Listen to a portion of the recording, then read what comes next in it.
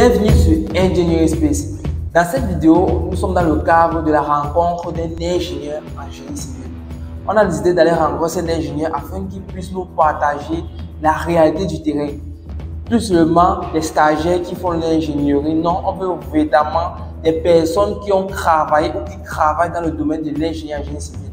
Il va pouvoir nous raconter les réalités du terrain, nous également nous expliquer comment est-ce qu'il a fait pour pouvoir accéder à ce poste et également pour terminer, on a pu parler avec lui des différentes actualités concernant des écoulements des grands bâtiments qui ont été construits dans la ville de Douala plus particulièrement. Alors, si vous êtes intéressé par le domaine du génie civil, ou plus particulièrement si vous avez quelqu'un de votre entourage qui est intéressé également par ce domaine, n'hésitez pas de suivre cette vidéo jusqu'à la fin parce qu'elle risque véritablement de vous apporter beaucoup en connaissance pour ce domaine.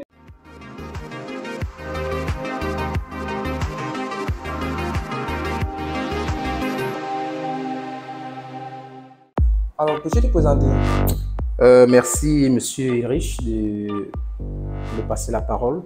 Je suis Ariel Esso, ingénieur de génie civil, diplômé de l'École nationale supérieure polytechnique de Douala. Ok. Bon, entre nous, je t'appelle généralement Barcos. Alors, j'utilise Barcos ou je t'appelle Ariel. Que ce soit Ariel ou Barcos, je ne trouve pas de problème. Ok. Bon, je vais plutôt utiliser Ariel pour la vidéo. D'accord. Ok, bon. Ariel, tu travailles dans quelle entreprise spécifiquement? Bon, je travaille à CRBC. CRBC, c'est une entreprise chinoise multinationale qui fait dans les routes et les bâtiments quelquefois. C'est China Road and Bridge Corporation. Donc, c'est dans cette entreprise que j'exerce depuis 2021. Ok, ça veut dire que ton entreprise CRBC fait spécifiquement dans la construction des routes. Tout à fait. Ok. Et quel est le poste précisément que tu occupes dans l'entreprise? Bon, au tout début, lorsque j'entrais, on m'avait pris en tant qu'ingénieur assistant, Oui. où je travaillais avec un autre ingénieur qui était responsable de notre département. Mais avec le temps, aujourd'hui, je suis là en tant que projecteur de génie civil, projecteur routier. Oui. Oui, c'est donc le poste que j'occupe en ce moment. Et ce sont les tâches que je fais au quotidien, à savoir les études techniques des projets de route, la conception à la réalisation et également les études de maîtrise. Et voilà globalement ce que je fais dans cette entreprise. Ok. Et bien sûr, avant d'entrer dans cette entreprise, tu as un background que tu as eu à former tout au cours de ton parcours. Alors, est-ce que tu peux essayer de nous illustrer ton background, que ce soit du côté académique jusqu'à avant que tu entres dans cette entreprise? Bon, déjà, j'ai un bac C, un baccalauréat C. Oui. Donc, depuis quand j'obtiens mon bac en 2015, j'ai toujours été passionné par l'étude des structures du génie civil en général. Donc, pendant toute ma formation d'ingénieur, j'ai toujours souhaité faire la filière génie civil. Donc, mon background a été beaucoup plus dans les études de structure. Parce que, après avoir soutenu le diplôme d'ingénieur, j'ai fait un master recherche. Donc, un master recherche en 2021. J'ai fait un master recherche où là-bas, j'ai opté pour la filière génie civil et matériaux. Oui. Oui, donc, après avoir soutenu dans les ouvrages de bâtiments en génie civil, j'ai donc opté pour les matériaux de construction. Et c'est donc ça que j'ai fait pendant mon master recherche. Donc voilà, si je peux dire, le background que j'avais en plus d'être ingénieur pour pouvoir être ici aujourd'hui. Ok. Et lorsque tu finis dans ton master recherche, il faut le dire, c'est à l'École nationale supérieure polytechnique de Douala. Lorsque tu finis ton master recherche, comment tu t'y prends donc pour trouver ton job où tu es actuellement? Est-ce que directement tu as pu trouver le travail ou il y a eu des étapes et autres? Bien sûr, bien entendu, il y a eu des étapes. Après avoir soutenu mon master recherche, j'ai posé mon dossier à la communauté urbaine pour faire un stage professionnel. Donc là-bas, je travaillais à la direction de l'entretien de la construction des infrastructures. Donc là-bas, j'ai eu à travailler avec une dame, une ancienne sortie de l'école, Madame Lekali. Donc c'est elle donc qui m'a bâti, qui m'a appris, je peux dire qui m'a formé pendant ma période de stage professionnel à la communauté urbaine. Et donc, plus tard, lorsque j'ai terminé le stage à la communauté urbaine, il y a eu une offre auquel elle m'a fortement recommandé de postuler. Et j'ai postulé. Et puis, quelques temps après, on m'a contacté. C'était bel et bien ici. On m'a demandé de venir ici, dans nos locaux, pour pouvoir faire un test. Et c'est juste après ce test-là que j'ai eu le poste. J'ai eu le job, Ok. effectivement. Donc, ça fait à près de 2 à 3 ans que tu es dans ce job. Oui, près de 2 ans, parce que j'ai 2 ans. commencé en 2021. Oui. Ok. Et bon, au cours de ta première année, donc l'année de rodage, quelles sont les tâches que tu avais à faire dans l'entreprise? Donc, quelles sont les tâches que tu faisais de façon assez récurrente? Bon, quand je suis arrivé, on ne me confiait pas encore les responsabilités techniques proprement dit, le travail de l'ingénieur. Ce qu'on me confiait, c'était beaucoup plus les impressions, faire les relus, aller un peu comme aussi aller à la communauté urbaine pour faire les signatures et tout le reste. Mais bon, après ça, je ne me sentais pas très à l'aise dans cet élément-là. J'ai voulu toujours apporter ma contribution à l'édifice et c'est donc où on m'a fait confiance. On m'a confié un projet de route. Actuellement, nous sommes en train de réaliser ce projet, le projet de Zachman. Oui, nous sommes en train de travailler sur ce projet. Et donc, j'ai fait des études de la conception jusqu'à la réalisation. J'ai fait tout ce qui est comme projet là-bas. Et c'est donc à partir de là qu'on a vu que j'étais très utile dans ce domaine-là. Et puis, je suis quitté de cette logique d'aller faire les impressions et tout pour entrer vraiment dans le travail technique de l'ingénieur. Donc, c'est très intéressant ce que tu dis, dans le sens où ça voudrait dire que lorsqu'on entre en entreprise, il faudrait essayer de se démarquer pour pouvoir prouver qu'on est capable de faire les choses et ne pas juste être passif. Si je pense bien, c'est ce que tu es en train de dire en gros. Effectivement, effectivement. Et Ok. aussi, il faut être prompteur, il faut avoir du répondant, c'est-à-dire, même ce que tu n'as pas idée qu'on te confie une tâche, il faut te mettre dans les meilleures conditions pour produire les résultats. Parce que l'entreprise, c'est les résultats. Et quand tu D'accord. produis dans les résultats, c'est sur la base de ces résultats-là qu'on te juge et on voit si on peut te confier une véritable tâche plus tard. D'accord. Bon, avant même de qu'on puisse aller plus loin dans cette interview, j'ai une question primordiale pour toi. Lorsqu'on voit les bâtiments s'écouler d'ici et là dans le Cameroun, je me demande, mais qu'est-ce que font les ingénieurs camerounais? Notamment quand je parle de l'écoulement des bâtiments, il y a notamment les bâtiments qui est vers Bonanjo, un R7 qui s'est écoulé, également vers l'hôpital général, un grand bâtiment qui s'est écoulé. On se demande donc, mais qu'est-ce qui se passe pour que des bâtiments qui sont censés être conçus à la base par des ingénieurs, si je ne me trompe pas, arrivent à s'écouler et sûrement créer des dégâts irréparables? Ok, déjà la cause que si je peux me prononcer de manière catégorique sur ces effondrements qu'on observe, c'est que en réalité, l'effondrement d'un immeuble est très souvent la conséquence d'un certain nombre de désagréments dans tout le processus qui conduit à la construction dès la phase d'étude. Vous savez, tricher sur le modèle de calcul, tricher sur la qualité de la prescription ou encore la prestation, tricher sur la mise en œuvre sont là les trois familles de facteurs qui conduisent fatalement à la catastrophe. Donc, ce que je pourrais dire là, vraiment de prime abord, c'est que la science de la construction fait intervenir tellement de facteurs qui chacun nécessite une attention particulière. Car il suffit d'un seul maillon faible pour que ce soit par ce maillon-là qu'arrive la catastrophe. Tout à l'heure, ce que vous avez dit est vrai. Quand vous dites que les bâtiments s'effondrent, c'est ce qu'on observe aujourd'hui et c'est duplicable à souhait dans nos métropoles aujourd'hui au Cameroun. Nous constatons déjà au Cameroun, c'est que les critères de choix de matériaux, de construction des bâtiments, n'ont souvent rien à voir avec ce qui aurait pu être. Et tout à l'heure, vous mettez en exergue l'écoulement du bâtiment de R+7 qui s'est écoulé à Bonanjo. Nous voyons que juste à côté, il y a d'autres bâtiments qui sont bien construits. Il y a même les R+18 qui sont là, R+13 qui sont là. Nous voyons que ces personnes, ingénieurs qui ont construit ces bâtiments de R+10 et R+13, ont construit non seulement en prélevant des matériaux non loin du site de construction, mais aussi respecter un dimensionnement qui leur permettait d'assurer la stabilité de leur ouvrage et d'assurer le confort thermique.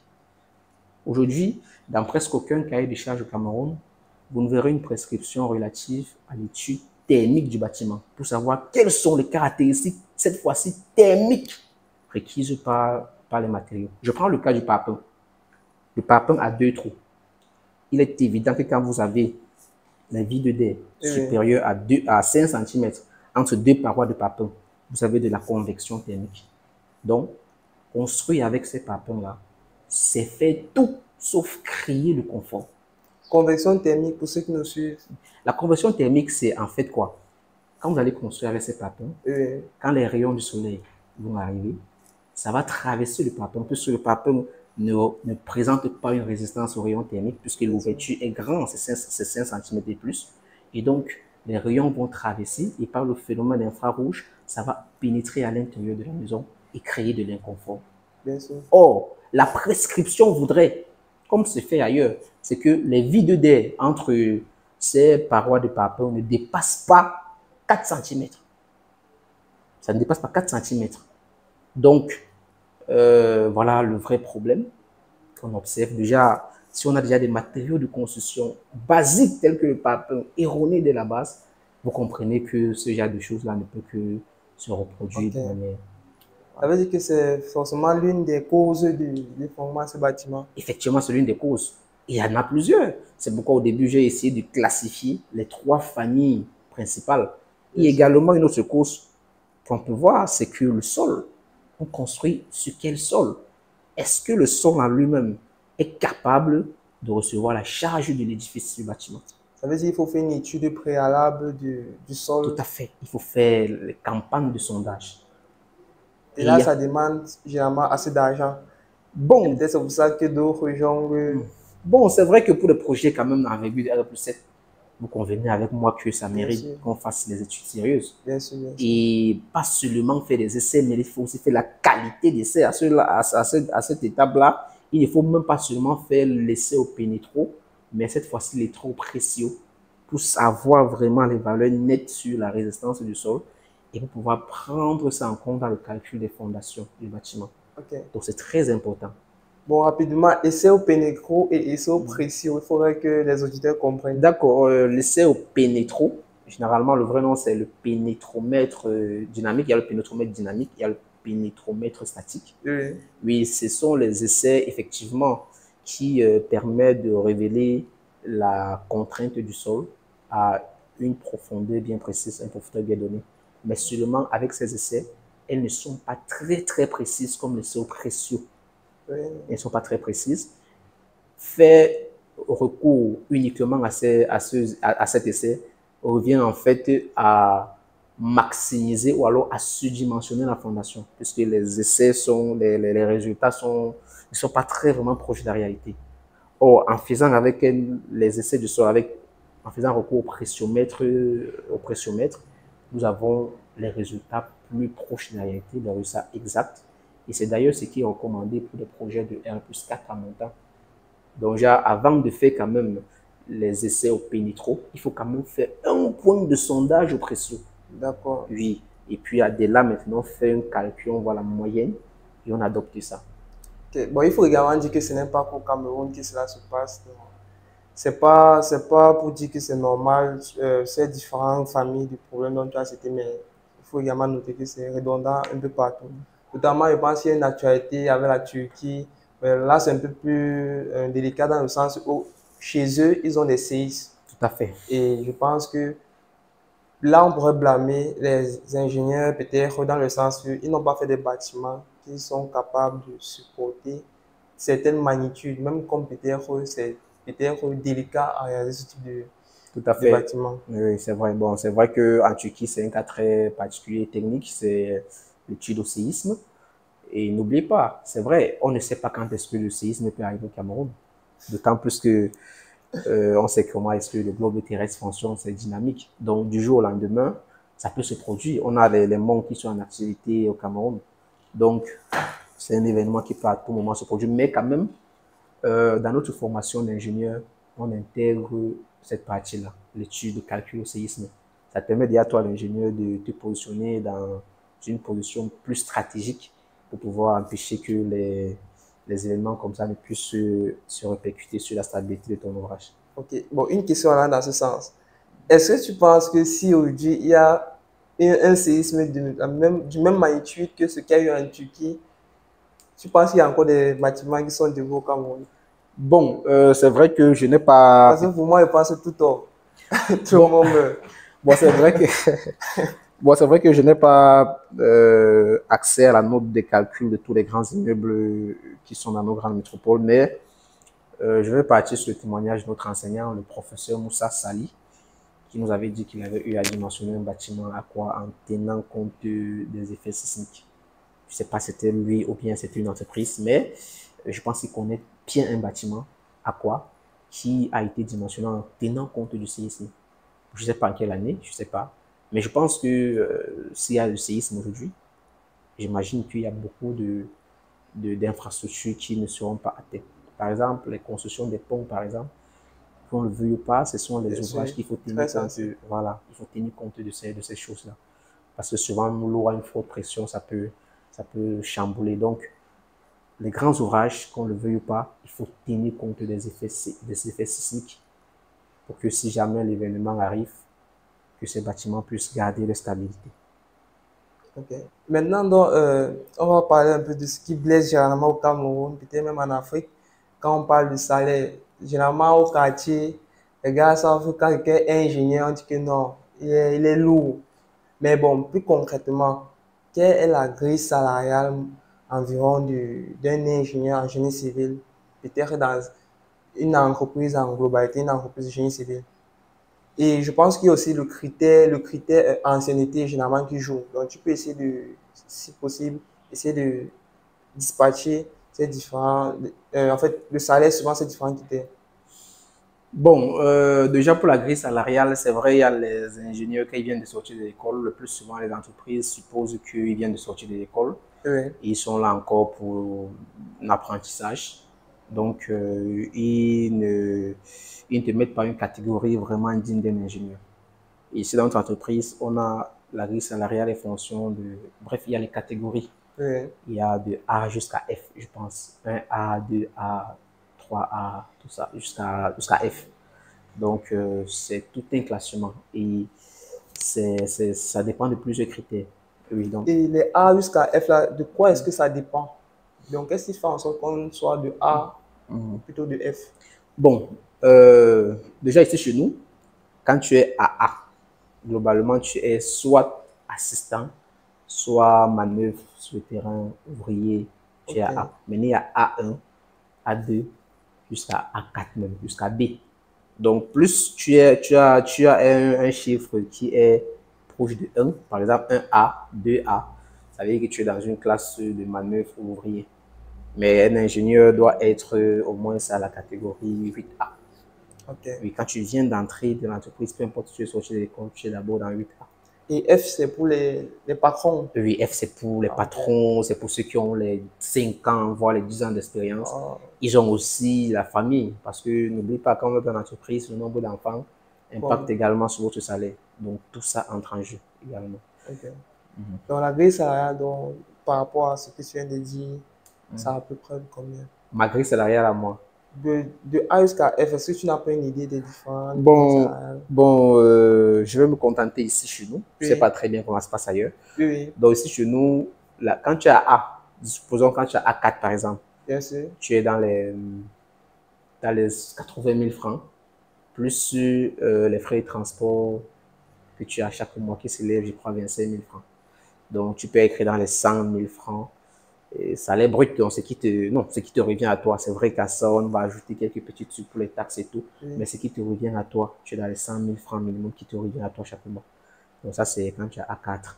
Donc, j'imagine qu'à mon temps, il y a tout un classement qui est là. Si vous voulez, juste après, je peux vous fournir tout ce classement avec les différents salaires juste à côté. D'accord. Et bon, maintenant, bon, tu es dans le domaine du génie civil proprement dit. Tu as dit ton entreprise fait dans la fabrication des routes. Mais bon, quelles sont les autres opportunités en génie civil qu'un étudiant peut avoir? C'est-à-dire, quels sont les différents types d'entreprises ou quelles sont les différentes opportunités très simplement qu'un étudiant peut avoir lorsqu'il veut soit trouver du job ou peut-être s'en sortir? Un étudiant en génie civil, Le génie bien civil. sûr. Ok. Bon, le génie civil, c'est tout un vaste domaine. Tout un vaste domaine. Vous voyez, à l'école, on faisait déjà la route qu'on appelait axe 2. On faisait axe 1 qui était le bâtiment et construction civile. Oui, oui. Et il y avait axe 3 qui était construction des barrages hydroélectriques. Donc, vous voyez, le génie civil est tellement vaste.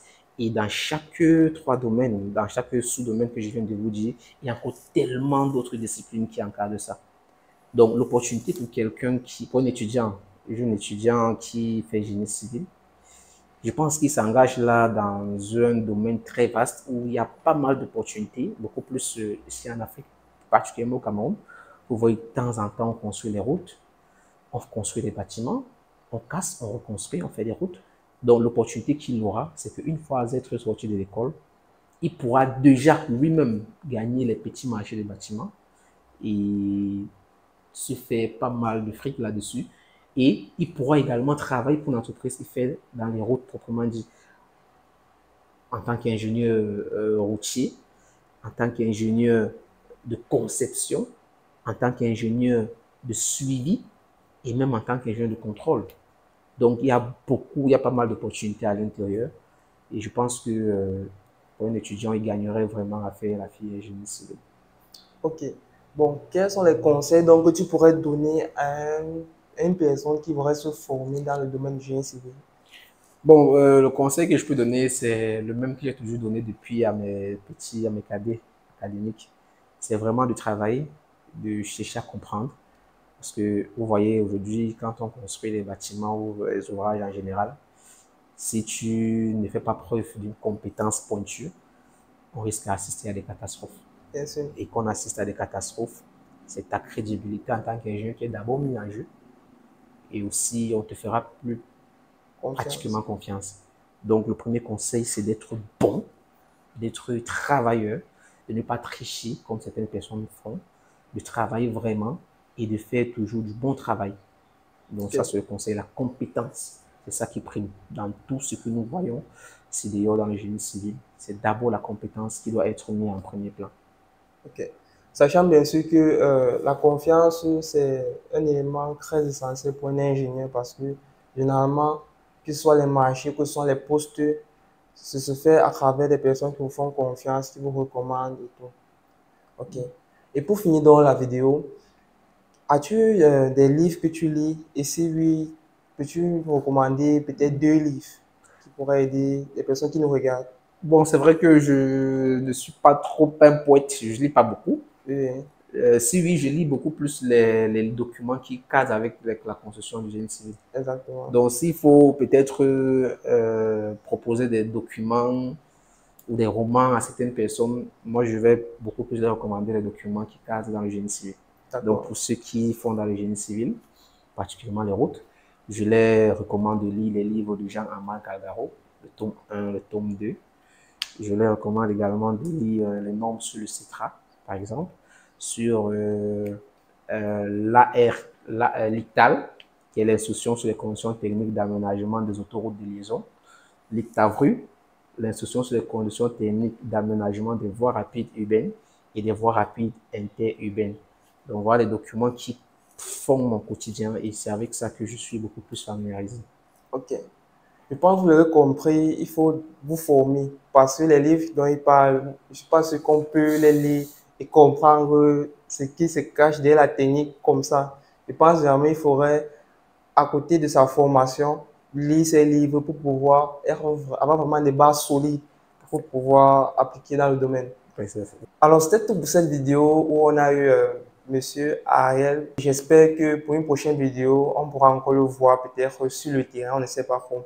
Et pour tous ceux qui ont aimé cette interview, n'oubliez pas de liker, de partager et de commenter pour pouvoir référencer la vidéo. Alors, merci Monsieur Ariel d'avoir participé à cette vidéo. Je vous remercie, Ulrich, de m'avoir donné l'occasion de m'exprimer sur votre antenne. Ok, merci également. Merci.